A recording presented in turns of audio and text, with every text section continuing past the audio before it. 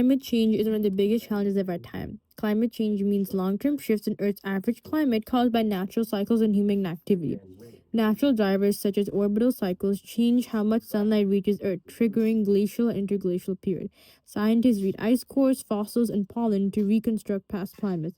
Today, rising seas and stronger storms reshape coastlines, while burning fossil fuels for power and transport adds more heat trapping gases to the atmosphere. Agriculture also releases greenhouse gases, causing species to move or adapt and alter our current ecosystems.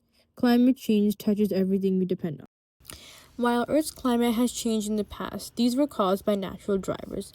Natural drivers of Earth's climate are solar activity, volcanic eruptions, and aerosols, which are tiny particles suspended in the atmosphere due to natural events and human activities. Now, let's go into the first major driver of past climate changes. Astronomical cycles, often called Milankovitch cycles. The Milankovitch cycles are long-term variations in Earth's orbit and axial tilt that affect solar energy distribution received by the Earth.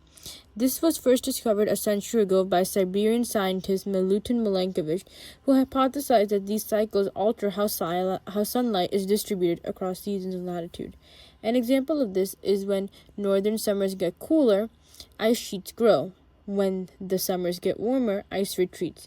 This has been happening for over tens of thousands of years and have driven glacial periods, known as the Ice Age, and interglacial periods, the warmer intervals between them.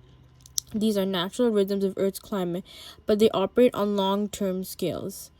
They are not the cause of the rapid warming we have seen since the industrial era.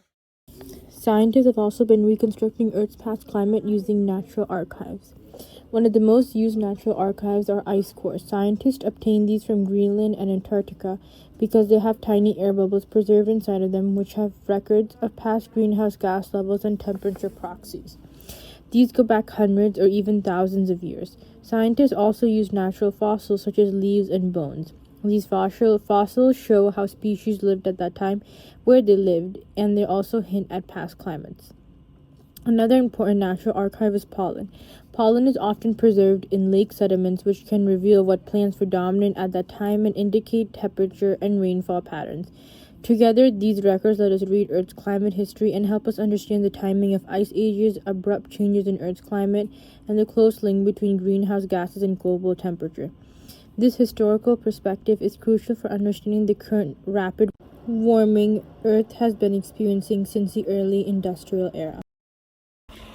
Scientists have also found physical evidence of climate change on Earth. Global average temperatures have risen, which has expanded seawater and melted land ice, causing sea levels to rise and encroach on coastlines. It has also led to warmer oceans, which means that tropical storms, hurricanes, and cyclones will have more energy. This will cause them to become stronger, faster, and more common in the near future. Precipitation patterns have shifted in certain regions across the Earth, causing some regions to become drier and face drought, while others see heavier rains and floods. Heat waves have also grown more frequent and intense, stressing infrastructure and having negative effects on public health and water supplies.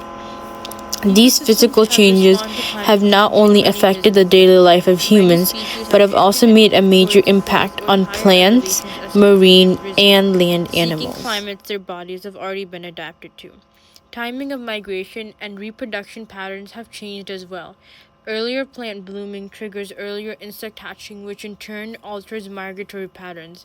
These phenological changes can break ecological timing, which has been established for hundreds or if not thousands of years.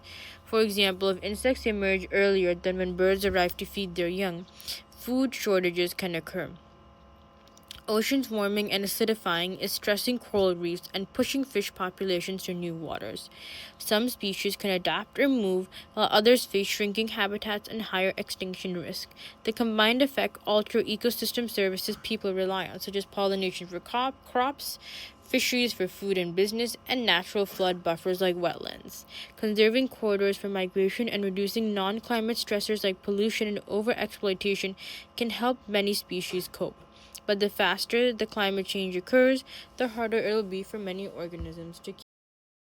Human activities are now the dominant force of climate change, mainly through greenhouse gas emissions. The biggest source are energy and transportation, burning coal, oil, and natural gas to make electricity and to power cars, trucks, ships, and planes release large amounts of carbon dioxide into the air. This traps heat in the atmosphere, causing warmer temperatures. Transport and power sector changes, like switching to renewable and electric vehicles, are central to lowering emissions. Agriculture is another major contributor. Livestock such as cows, goats, and lamb produce methane, a potent greenhouse gas which contributes to the emission of greenhouse gases. Flooded rice paddies used to cultivate rice also release methane. Synthetic fertilizers in soils emit nitrous oxide, contributing to the emission of these greenhouse gases. Land changes, such as deforestation for farmland, release stored carbon, reducing nature's natural ability to absorb carbon dioxide. Addressing emissions from energy, transportation, and food systems and working to lower them can lead to positive changes for climate change. Climate change is a global challenge shaped by natural forces and now dominated by human emissions. Its impact touches health, food, water, infrastructure, and biodiversity, but many actions such as cleaner energy, smarter agriculture, protecting ecosystems, and local adaptation can reduce risk and build resilience. By getting to the root cause of climate change, we can work together to overturn the results and save the earth.